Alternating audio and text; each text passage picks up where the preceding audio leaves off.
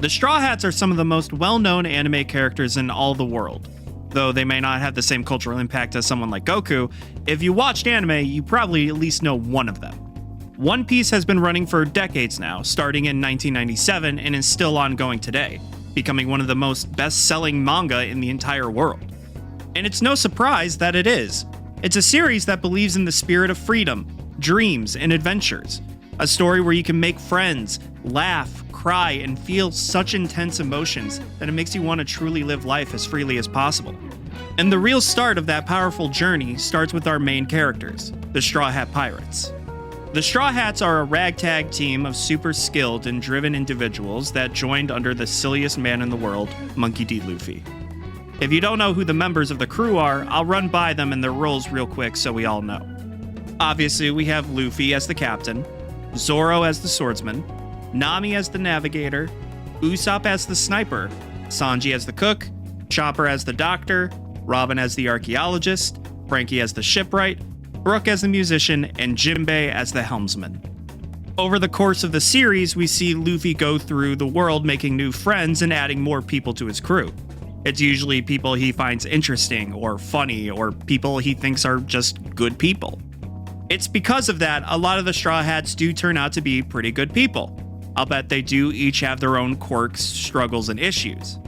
As the story continues, they each have their own personal development that further enriches their character. For example, Robin went from this closed-off and reserved person who survived a genocide, who is constantly on the run, to someone who learned to trust that the Straw Hats love her and want to protect her even if it costs them their lives.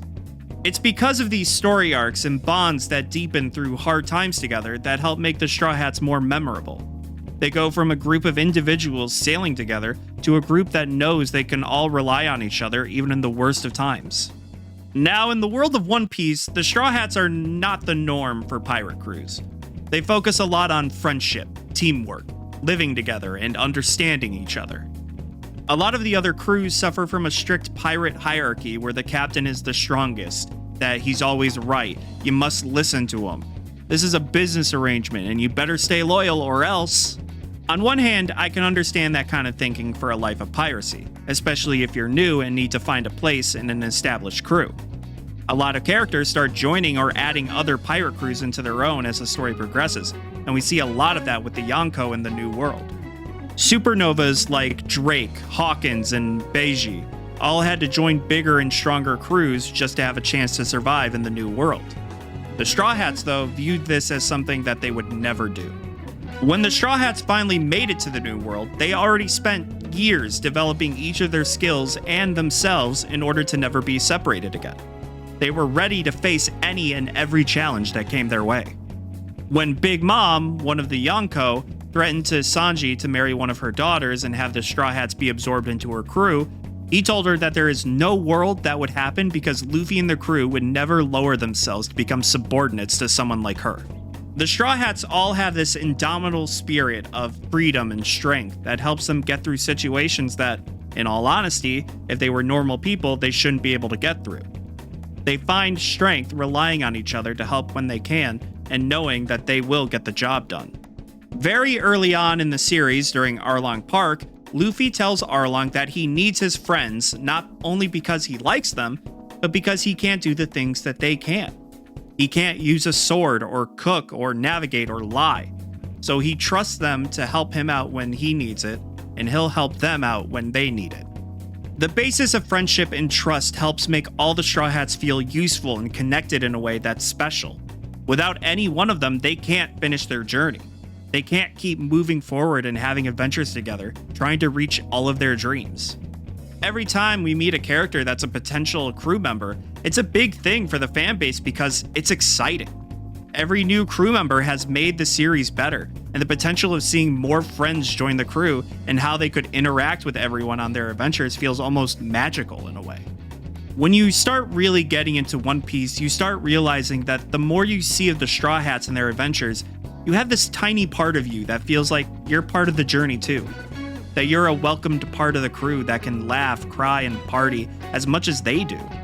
I talked about how the crew does go through a lot of development both as a whole and as individuals. These developments and story arcs that are attached to them are some of the best story arcs in all of One Piece.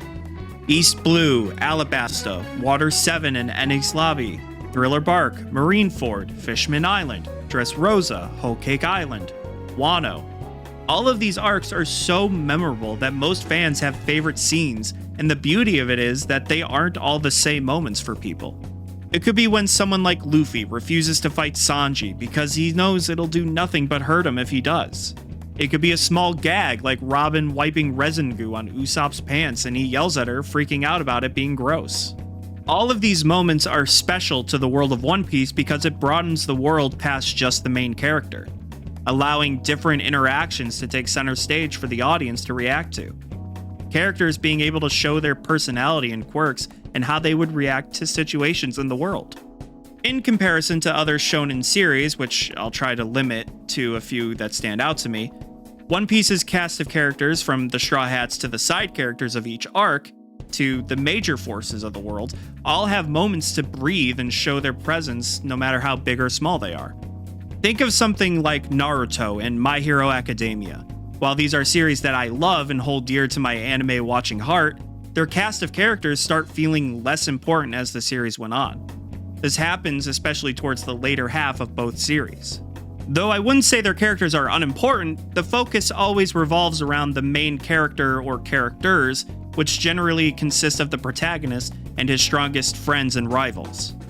A lot of the other characters don't feel like they're able to keep up in the battle-focused story arc, not being able to contribute much more than just being a body that we recognize in the heat of battle. An opposite problem I see is in something like Bleach, another series that I loved growing up. I loved the Soul Society arc where Ichigo gathered his friends with all different abilities to storm the Soul Society to save Rukia from execution. They would target this wild group of Soul Reapers, their captains and vice captains, and struggle to find a way to save Rukia no matter what. It felt like everyone had a moment to shine and show off their progress, even if it ended in a defeat. As the series went on, though, it started to feel less like a show following Ichigo and more about Soul Society at large and its inhabitants.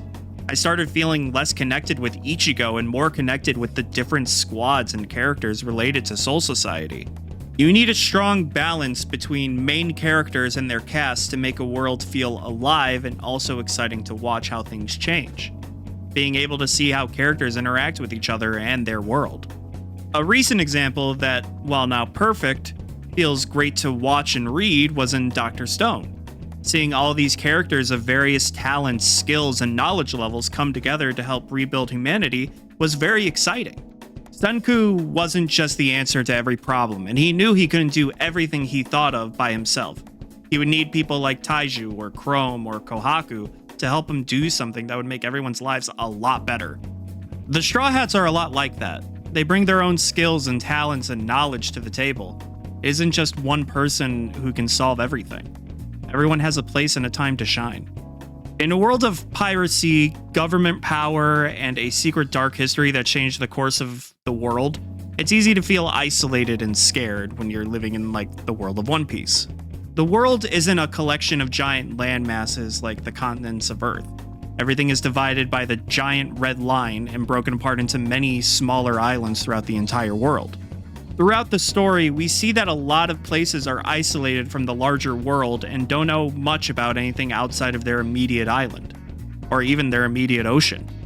This breeds an environment where people with power can abuse and subjugate people to some of the worst acts known to man because they are so defenseless and isolated.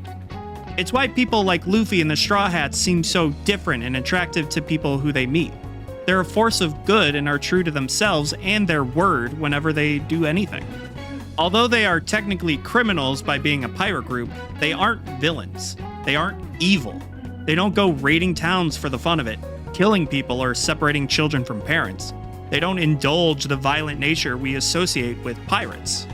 One of the moments that always stuck with me is during Punk Hazard, when Chopper and Nami found out about the children being experimented on by Caesar Clown. Chopper broke down into tears, apologizing for not finding them sooner, and promising to himself that he will save these children from this awful place. Nami went against orders from Luffy because she saw how scared and hurt these children were, and said that no matter what, she's getting them off of this island. You would think in a situation like this, the captain would yell or belittle his crewmate for not following his orders. In any other pirate crew, this might be true. Luffy, though, he listened to Nami and told her he would help with what she wants to do, even though it messed up his own plans. That's some true king behavior right there. We love Luffy for this.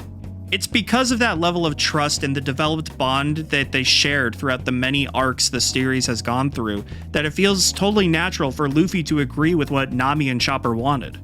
He trusted their judgment on the situation and their moral stance enough to fully agree to saving giant children from this evil lab. You could pick apart the series for so many different moments where the characters would take a stance and have other characters listen because they trusted their judgment. Granted, it wasn't always like that, but ultimately the series explored the growing pains of how trust is formed and how bonds develop over time. We're now at a point where every member of the Straw Hats are so dedicated to each other, to the journey, that they're willing to risk their lives and their ultimate dreams to help another crewmate reach theirs. Zoro almost died protecting the crew from capture by Kuma. Nami almost died by declaring that she knew that Luffy would become the king of the pirates to Ulti. And Robin would sell her own life to the government, the people who bombed and murdered her entire people, in order to keep the Straw Hats safe from the government's wrath. Even someone like Luffy is willing to stop his journey to help others, to save his friends or the people they care about. He's willing to die for not only his dream, but the happiness of his friends. If they didn't have this level of love and trust in each other, I don't think any of them would be able to reach their dreams or make it in the new world. They would need that level of devotion to reach their best and in turn, bring out the best in everyone else. The Straw Hats are such an impactful part of anime and manga history, and it's for good reason. They consistently show a level of impactful development, friendship, and relevance that still feels fresh decades later. I've loved these characters ever since I was a little boy watching it every Saturday morning on 4Kids. And when I learned about watching anime online, I always kept up to date with both the anime and manga since elementary school. The Straw Hats are the perfect example of a cast of characters done right, and they set the bar very high for a lot of shows to follow. I think it's one of the major reasons why people love the series so much. They truly feel like they're part of it all, and enjoy seeing how all these characters change and interact with everything in the world. Thank you for watching this video. I spent a long time reading and watching One Piece. It started to become a staple in my life that I intend to see through until the very end. It helped me grow and change my view on life and people, and a lot of that is because of the Straw Hats. They inspired me to do my best and to live as freely as I can. It helped bond me and my departed best friend, and for that, I can't repay the creator Oda enough. Anyway, thank you all for watching.